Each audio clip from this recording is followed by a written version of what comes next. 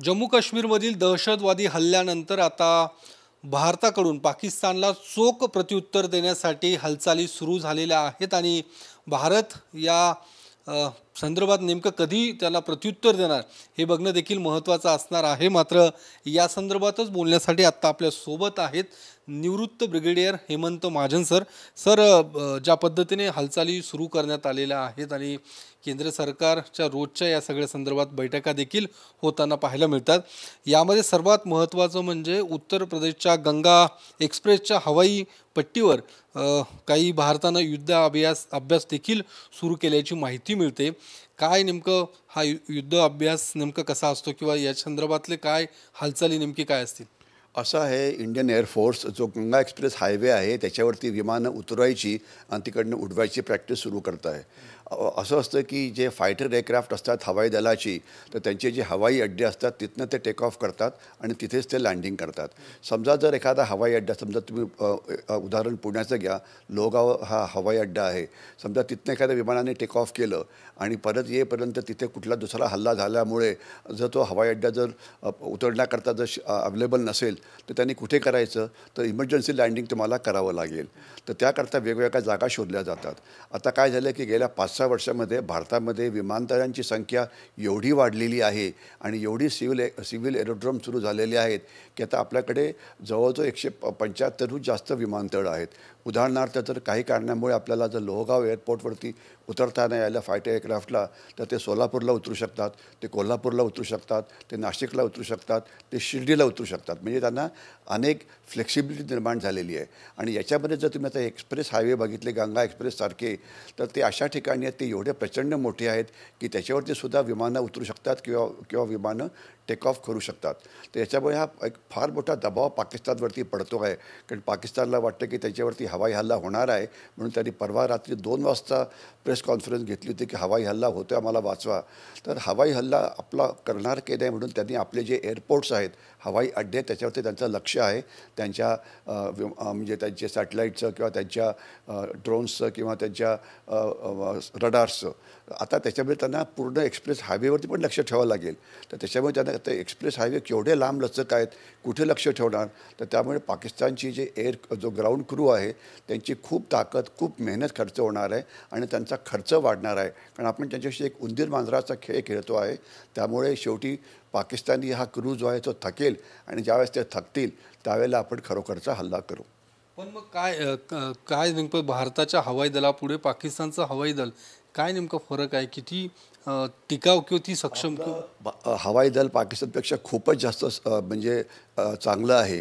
Number 1 आपल्याकडे असलेली जी विमानं आहेत मिराज आणि 2000 मिराज आणि जगवार, याची 50% सर्व्हिसेबिलिटी आहे। याच्याशिवाय जी आपले सुखोई विमानं जी आहेत, जी रशियन बनावटीची आहेत, ती जवळजवळ 75% सक्षम आहेत। आणि याच्याशिवाय जे तेजस मार्क 1 आणि तेजस मार्क 2 जी होत आहेत तिथे ती 100% आहेत। आणि ही सगळी त्याच्यामुळे आपली विमानांची संख्या उडणाऱ्या ही पाकिस्तानच्या जवळजवळ 4 पट किंवा 5 पट जास्त आहे।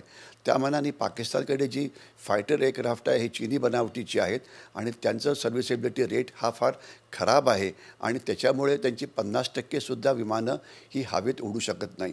तर त्याच्यामुळे पाकिस्तान घाबरलेला आहे आणि मोठ्या प्रमाणात तो विमानंसुद्धा आयात करण्याचा प्रयत्न करतो चीनकडून आणि त्यांना रिपेअर करण्याचा प्रयत्न करतो आहे। चीन त्यांना वाटेल तेवढी मदत करू शकतो, चीनची ती क्षमता आहे, परंतु ही विमानं विकत घेण्याकरता पाकिस्तानकडे पैसा आहे का? तर त्याचं उत्तर नाही। त्यांना कर्ज काढून ही विमानं घ्यावी लागतील। त्यामुळे त्यांच्या अर्थव्यवस्थेवरती प्रचंड मोठा दबाव हा पडतो आहे आणि खरोखर हल्ला झाला तर पाकिस्तानी एअरफोर्सचं फार मोठं नुकसान होणार आहे। पण या सगळ्या घडामोडींकडे पाहताना अमेरिकेची नेमकी काय भूमिका आहे याकडे साऱ्या जगाचं लक्ष लागून आहे।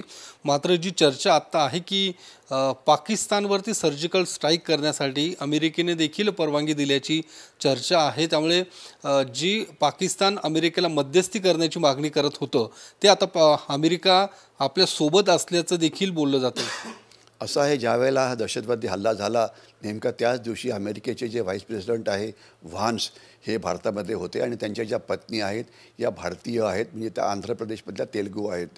तर थोडक्यात असं की हे ते आपल्या बाजूने नक्कीच आहेत आणि ते आपल्याला नक्कीच मदत करणार आहेत. त्यांचे जे CIA चीफ होते तुलसी गबाड किंवा जे त्याचे नॅशनल सिक्युरिटीचे हे होते कश पटेल, हे सगळे लोक भारताच्या बाजूनी आहे आणि ते वेगवेगळ्या पद्धतीने तंत्रज्ञानाची मदत आपल्याला करतात आहे.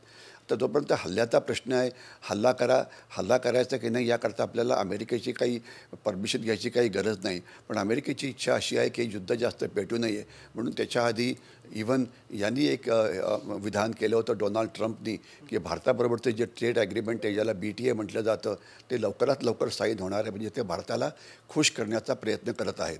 तर आपण याचा पूर्ण फायदा घ्यायला पाहिजे आणि या युद्धाच्या नावावरती हा जो बायलॅटरल ट्रेड ॲग्रीमेंट आहे, जो आपल्या अर्थव्यवस्थेकरता अत्यंत महत्त्वाचा आहे आणि जगातला हा पहिला आपण देश होऊ की ज्याचा अमेरिकेशी व्यापाराचा करार होईल, तो आपण अमेरिकेवरती दबाव टाकून लगेच सही करून घ्यायला पाहिजे, ज्यामुळे आपल्या अर्थव्यवस्थेचा आपला व्यापार वाढेल, अर्थव्यवस्थेचा जो वेग आहे तो वाढेल आणि चीनला आपण कॉम्पिटिशन करण्याकरता पुष्कळ पुढे जाऊ शकतो. तर या सगळ्या संधीचा फायदा आपण उठवायलाच पाहिजे.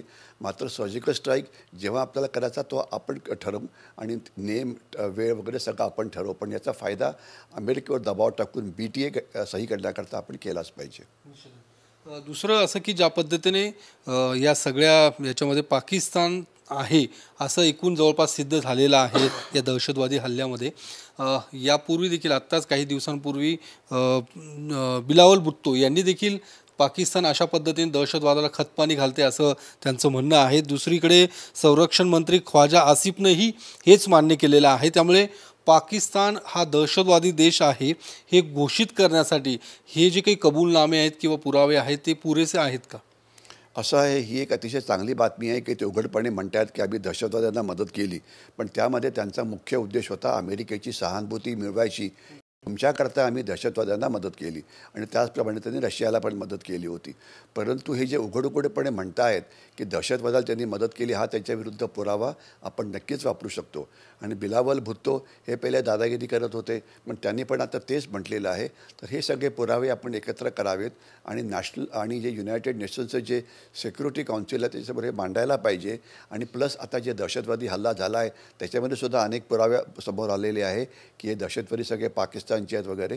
ते सगळे एकत्रित पुरावे आपण युनायटेड नेशन्सच्या समोर मांडायला पाहिजे, ज्यामुळे आपला उद्देश असावा की पाकिस्तानला दहशतवाद वाढवणारा देश म्हणून सगळ्या जगासमोर तो पुढे यायला पाहिजे, ज्यामुळे सगळं जग त्याच्यावरती बहिष्कार घालेल.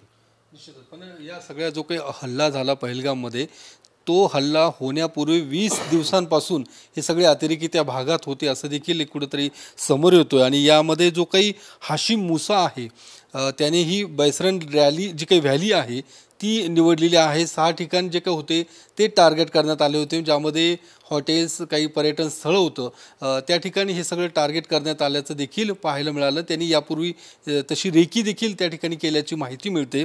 त्यामुळे ही व्हॅली निवडण्याचं काय कारण असेल असं तुम्हाला वाटतं? कारण की तुम्ही त्या सगळ्या भागामध्ये काम देखील केलेलं आहे. असा आहे, जो मूसा आहे हा एक अतिशय अनुभवी असा सैनिक आहे. तो स्पेशल फोर्सेसचा सैनिक होता आणि याआधीसुद्धा त्यांनी अनेक हल्ल्यामध्ये भाग घेतला आहे. आणि प्लस ज्यांना त्यांनी एक टूल किट म्हणजे एक SOP निवडून दिली होती, SOP दिलेली होती पाकिस्तानी सैन्याने. जे ठिकाण तुम्ही शोधाल दहशतवादी हल्ला करण्याकरता, बघा तिथे सिक्युरिटी फोर्सेस नको, तिथे गर्दी व्हायला पाहिजे. जर तिथून एकदम जर कोणी आलं तर त्यांना यायला वेळ लागायला पाहिजे, ज्यामुळे तुम्हाला आरामात सगळ्या सिव्हिलियन्सना मारता येतील. तर म्हणून त्यांनी अशा वेगवेगळ्या ठिकाणांची रेकी केली आणि त्यांना लक्षात आलं की ही जी बैसरन प्लॅटो आहे किंवा बैसरन मेडोज आहे, तर तिथे सुरक्षा व्यवस्था अजिबात नव्हती. टुरिस्ट मोठ्या प्रमाणात होते आणि जर मदतीला जर पोलिसांनी यायचं म्हटलं असतं तर त्याला 45 मिनिटांहून जास्त वेळ लागला असता. म्हणजे त्यांना त्यांचं काम करण्याकरता पुरेसा वेळ होता. म्हणून त्यांनी ही वेळ शोधली आणि त्यांनी सगळ्या टुरिस्टला कसं मारलं हे मीडियामध्ये कव्हर झालेलं आहे. तर हे आपलं एक सिक्युरिटी फेल्युअर होतं. तर त्याच्यामुळे आता सरकारने काय केलं आहे की जवळजवळ 50 अशी स्थळं जिथे सिक्युरिटी व्यवस्था ठीक नाही आहे ती आता बंद केली. कारण अशी भीती वाटते की अजूनसुद्धा काही दहशतवादी गट फिरत असावेत आणि बाकीचा जो काश्मीरचा जो खालचा भाग आहे म्हणजे श्रीनगर वगैरे तो सेफ आहे. तर तिथे टुरिस्ट जाऊ शकतात आणि तिथे जावं पण. म्हणजे थोडक्यात हे जे दहशतवादी होते अतिशय प्रशिक्षित होते, त्यांना ISIची मदत होती, त्यांना त्यांचे जे हँडलर्स होते POKमध्ये ते त्यांच्याशी बोलत होते, पाकिस्तानी सैन्य त्यांना मदत करत होतं. तर हे सगळे पुरावे आपण जगासमोर मांडायला पाहिजे. तो एक भाग झाला. आणि ज्यांना अनेक ओव्हरग्राऊंड वर्कर्स किंवा समर्थकांनी मदत केली आहे, या सगळ्यांना पकडलं पाहिजे आणि त्यांना योग्य ती शिक्षाही आपण दिलीच पाहिजे. दुसरं की पाकिस्तानी लष्कराचा जो केंट परिसर आहे हा जो दहशतवादी हाफिज सईदचा तो नवा अड्डा होता. हाफिज सईदला सुरक्षित स्थळी हलवण्यासाठी ISI त्यासोबतच पाकिस्तानी लष्कर यांनी देखील मदत केल्याची माहिती मिळते. या हाफिज सईदबद्दल काय नेमकी तुमच्याकडे माहिती? असं आहे की 3 मोठे दहशतवादी गट आहेत पाकिस्तानचे, जे भारताच्या विरोधात काम करतात. लष्कर-ए-तोयबा एक आहे, ज्याचा हाफिज सईद मुख्य आहे आणि लष्कर-ए-तोयबानेच मुंबईचा 26/11चा हल्ला केला होता. दुसरा आहे हिजबुल मुजाहिद, ज्याचा सय्यद सलाउद्दीन मुख्य आहे. आणि तिसरा आहे जैश-ए-मोहम्मद, ज्याचा मौलाना मसूद अझहर हा मुख्य आहे त्याचा. तर हे 3 मोठे गट आहेत आणि त्याच्या सध्याच्या हल्ल्यामध्ये लष्कर-ए-तोयबाचा हात होता. आणि त्यांनी एक नवीन फ्रंट तयार केली होती, ज्याला TRF म्हटलं जातं. जे दाखवायचे की काश्मीरी दहशतवादी आहेत, परंतु हे सगळं लष्कर-ए-तोयबाचंच एक फ्रँचाईज होतं. तर त्याच्यामुळे लष्कर-ए-तोयबा हे महत्त्वाचं आहे आणि हा त्यांचा मुख्य नेता आहे.